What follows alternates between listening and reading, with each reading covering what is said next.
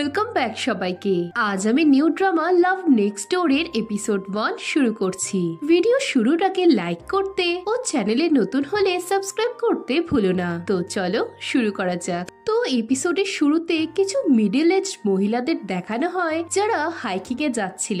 সবাই নিজেদের নিয়ে কথা বলতে বলতে হঠাৎ একজন মিশুকের হাইকিং আউটফিট দেখে প্রশংসা করে। মিশুক জানায় এটা অনেক এক্সপেন্সিভ আর এটা তার মেয়ে ইউএস থেকে পাঠিয়েছে। এই শুনে বাকিরা মিশুকের মেয়ে রিউয়ের তারিফ করলে হেসুকের পছন্দ হয় না।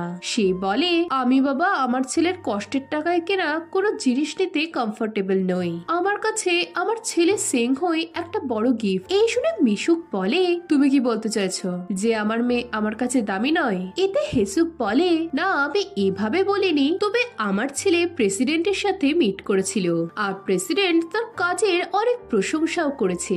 এই শুনে বাকিরা এবার সিংহর প্রশংসা করতে শুরু করলে মিশুক রিউয়ের নামগান করতে শুরু করে যে তার ওয়ার্ল্ডের সেকেন্ড রিচ লোকের সাথে ওঠবোস আছে। সে ইউএস এর বড় কোম্পানিতে জব করে।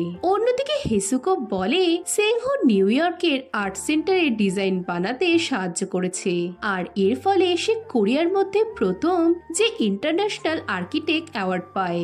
এই বলে মিশুক ও হেসুক ঝামেলা করতে থাকলে বাকিরা সেখান থেকে চলে যায়। পরের দিনে সিংহ এক মেমোরিয়াল পার্কে যায়। সিংহ যে মেমোরিয়াল পার্কটা ডিজাইন করতে চায় এটা জেনে সেখানকার ম্যানেজার অবাক হয়। সে তার অভিজ্ঞতার কথা বলতে বলতে সিংহকে জানায় তার মনে হয় না যে মেমোরিয়াল পার্ক মানে সেটা স্যাড ও গম্ভীর হবে। এখানে যারা রেস্ট করে তারা একসময় বেঁচে ছিল। এই শুনে সিংহ বলে যদি তারা লবিতে একটা লাইব্রেরি বা ক্যাফের মতো একটা মেমোরি শেল্টার বানায়, সেখানে বই মিউজিক থাকবে যাতে মানুষজন তার প্রিয়জনদের কাছে এসে একটা ভালো মুহূর্ত কাটাতে পারে। এই শুনে ম্যানেজারের আইডিয়াটা পছন্দ হয়। সে জানতে চায় এরকম ভাবনা সিংহর মাথায় আসলো কি করে।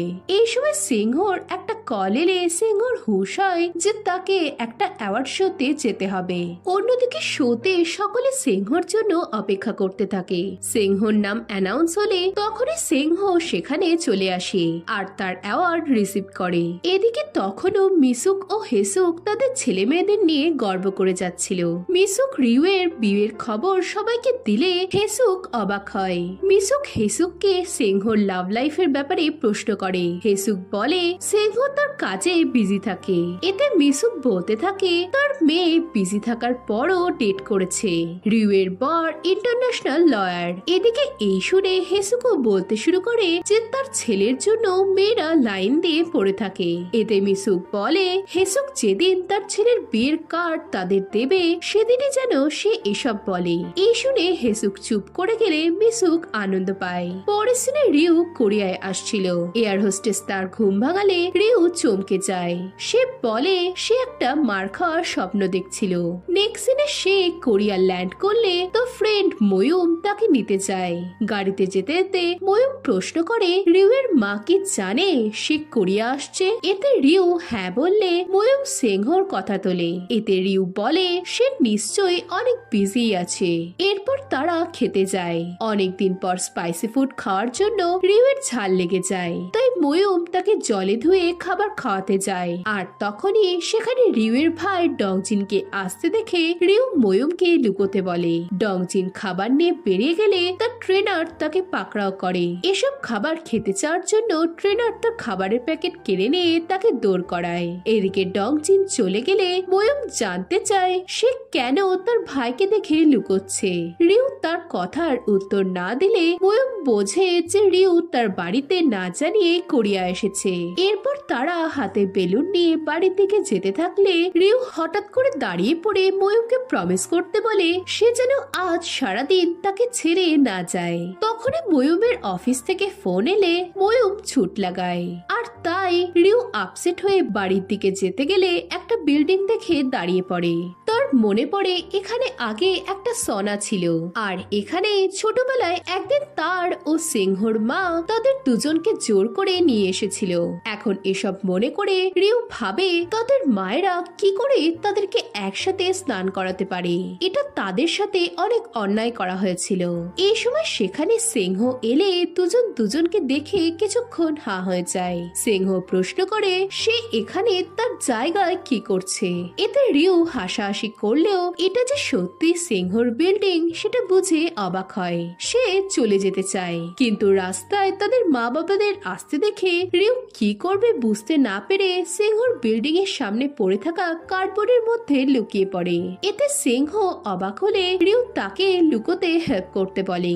ইতিমধ্যে হেসুকরা সিংহর কাছে চলে আসে। হেসুক সিংহকে বলে সে সিংহর অফিসের ওপেনিং এর দিন তার ফ্রেন্ডদের ইনভাইট করতে চায়। এই সময় মিসুকের মা রিউয়ের লাগেজের দিকে চোখ পড়ে। তারা সিংহকে প্রশ্ন করলে সিংহ জানায় ওটা তারই। এরপর মিসুক কার্ডবোর্ডে কি আছে জানতে চায়। সিংহ ঘাবড়ে গিয়ে বলে এতে কিছু আবর্জনা আছে যা সে ফেলতে চায়। এ শুনে রিউয়ের বাবা কার্ডবোর্ডটা নিজেই ফেলতে চায়, কিন্তু সিংহ তাদের আটকায়। এরপর সকলে চলে গেলে রিউ বেরোতে যায়, কিন্তু সিংহ তাকে আটকে প্রশ্ন করে সে কেন তার মার থেকে লুকিয়ে বেরোচ্ছে। সে কি কিছু ঝামেলা পাকিয়েছে? এদিকে সিংহ বেরোতে দিচ্ছে না দেখে রিউ কার্ডবোর্ড ছিঁড়ে বেরিয়ে আসে। সে সিংহকে তার আরো একটা হেল্প করতে বলে সিংহর বিল্ডিং এ ঢুকে পড়ে। নেক্সট দিনে সিংহ রিউকে তার অফিস থেকে বেরিয়ে যেতে বলে, কিন্তু রিউ তার কথায় পাত্তা না দিয়ে বিল্ডিং এ ঘুরতে থাকে। কথাবার্তায় রিউ জানতে পারে যে তার মা তার বিয়ের ব্যাপারটা সবাইকে বলে দিয়েছে। সিংহ তাকে বিয়ের জন্য কংগ্রেস জানালে রিউ টপিকটা বদলাতে চায়। সে এধার ওধার ঘুরে বেরোতে থাকলে সিংহ বিরক্ত হয়। এই সময় তারে পা লেগে রিউ হোঁচট খেলে একটা তাক তার উপরে পড়তে শুরু করে, কিন্তু সিংহ তাকে বাঁচায়। আর এর ফলে একটা ভারী পাথরের মূর্তি তার পিঠের ওপরে পড়ে। রিউ জানতে চায় সে কি ঠিক আছে। এতে সিংহ বলে তোমার কি আমাকে দেখে ঠিক বলে মনে হচ্ছে?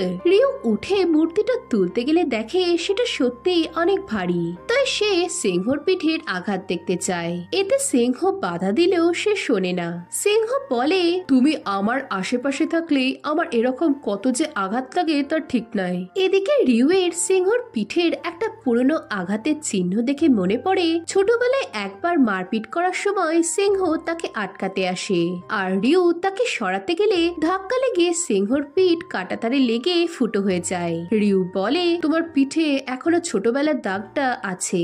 সিংহ বলে তোমার জন্য যে গোটা শরীরে কত যে আঘাতের চিহ্ন আছে তা গুণে শেষ হবে না, প্লিজ তুমি এখন বাড়ি যাও। পরের দিনে প্যারামেডিক ময়ূম এমার্জেন্সি কল পেয়ে একটা পার্কে যায়। সেখানে এক মাতাল লোককে দেখে তার হেল্প করতে গেলে লোকটা জানায় সে হসপিটাল যাবে না। ময়ূম তার ডায়াবেটিস আছে বুঝে তার হেল্প করতে চায়, কিন্তু লোকটা তার সাথে খারাপ ব্যবহার করতে করতে ভাঙা কাঁচের বোতল নিয়ে তাকে দূরে যেতে বলে। এই সময় ভিড়ের মধ্যে থেকে একজন এসে লোকটাকে শান্ত হতে বলে।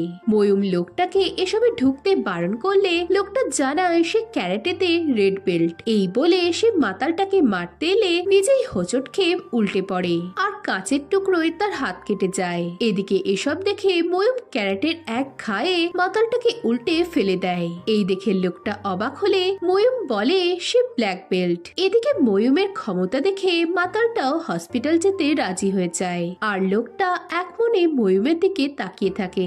অন্যদিকে রিউ ও সিংহ বাড়ির দিকে হাঁটা লাগায়। সিংহকে তার পিছু করতে দেখে রিউ বিরক্ত হলে সিংহ মনে করায় তারা পাশাপাশি বাড়িতেই থাকে, সে কেবল তার বাড়ি যাচ্ছে।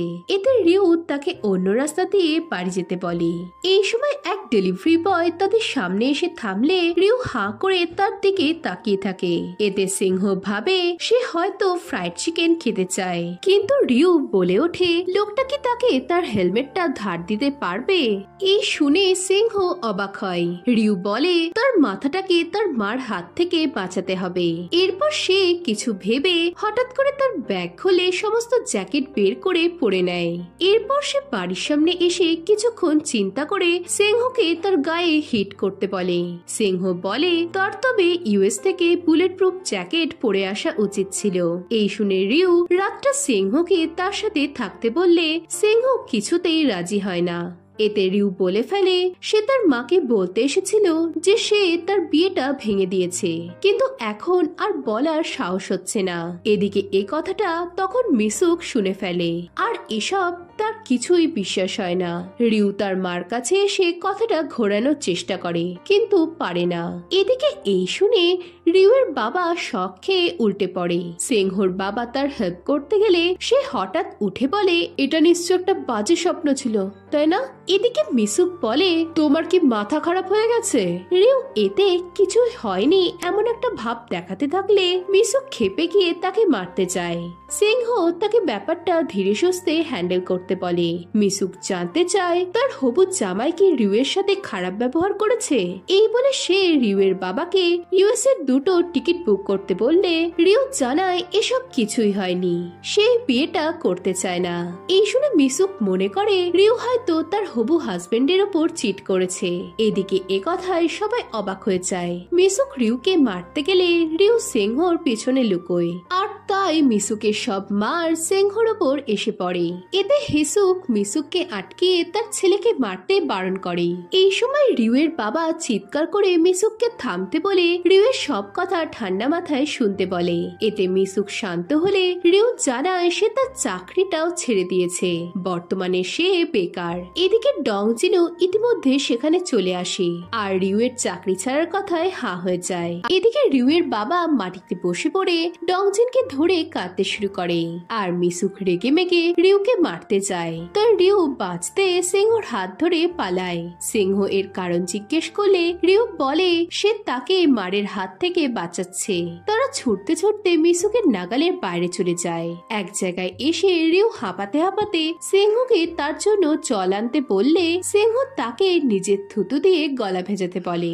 এরপর রিউয়ের গরম লাগলে সে তার সব জ্যাকেটগুলো খোলে। এরপর সেংহো জানতে চায় সে কেন চিটিং করার কথাটা তার মাকে বলল। রিউ বলে, তুমি কি বিশ্বাস করো না যে আমি চিটও করতে পারি? দেখতে পাচ্ছ না আমি কতটা সুন্দরী? এদিকে সেংহো এসবে পাত্তা দেয় না। সে বলে, তুমি 2টো বড় ডিসিশন একসাথে নিয়েছো, এর পেছনে নিশ্চয়ই কোনো বড় কারণ আছে।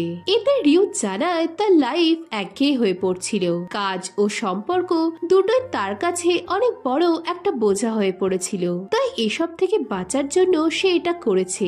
এই শুনে সেংহো তাকে সাহসী বলে। এই সময় এক কাপল এসে সেংহোকে তাদের ছবি তুলে দিতে বললে সেংহো তাদের হেল্প করে। কাপলটা খুশি হয়ে সেংহো ও রিউকে গার্লফ্রেন্ড বয়ফ্রেন্ড ভেবে তাদের ছবি তুলে দিতে চাইলে রিউ বলে ও আমার মায়ের বন্ধুর ছেলে, আর সেংহো বলে ও কেবল আমার মায়ের বন্ধুর মেয়ে। এই শুনে কাপলটা চলে গেলে সেংহোর কাছে ডংজিনের কল আসে। রিউ তাকে ফোনটা রিসিভ করতে বারণ করলেও সেংহো শোনে না। ডংজিন বলে সেংহো যেন রিউকে বাড়ি নিয়ে আসে, তার মা রিউকে আর মারবে না। এই শুনে সেংহো রিউকে বাড়ি যেতে বলে। রিউ মার খাওয়ার ভয়ে বাড়ি যেতে না চাইলে সেংহো বলে সে তার সাথে তার বাড়ি অব্দি যেতে রাজি আছে। এই শুনে রিউ এর কারণ জানতে চাইলে সেংহো বলে কারণ রিউয়ের মা তাকে রিউয়ের থেকে বেশি ভালোবাসে। এই বলে সেংহো বাড়ির দিকে হাঁটা লাগালে রিউ তার পিছু নেয়। অন্যদিকে হাসপাতালে পার্কের লোকটা ময়ূমকে দেখে তার নাম জানতে চায়, কিন্তু ময়ূম তাকে নাম না বলে গুড বাই বলে চলে যায়। এরপর লোকটা মাতালটাকে দেখে, যাকে ময়ূম ড্রিঙ্কস করতে বারণ করে একটা নোট লিখেছিল। এখন পার্কের লোকটা এসব দেখে একটা খাতায় এসব ঘটনা নোট করে নেয়। পরে রিউ বাড়ির সামনে এসে আবারও পালানোর উপক্রম করলে সেংহো বাড়ির বেল বাজায়। মিসুক দরজা খুলে ভেতরে আসতে বললে রিউ সেংহোকে আগে যেতে বলে। রুমে এসে মিসুককে সোফায় বসে থাকতে দেখে সেংহো রিউকে বলে তার মা কাঁদছে। এতে রিউ বিশ্বাস করে তার মার কাছে গিয়ে সরি বলতে থাকলে মিসুক লাঠি হাতে রিউয়ের দিকে ঘোরে। লাঠি দেখে রিউ পালাতে যায়, কিন্তু সিংহ তাকে আটকায়। সে রিউকে মিসুকের হাতে তুলে দিয়ে সেখান থেকে পালায়। এই সময় তার মনে পড়ে ছোটবেলায় যখন সবাই তাদেরকে বুলি করত, তখন রিউ এসে বুলিদের হাত থেকে তাকে বাঁচাতো। এসব মনে করে সিংহ বলে ও আবার ফিরে এসেছে, মানে এখন হইচই হতে চলেছে। এই বলে সিংহ স্মাইল করতে করতে চলে যায়।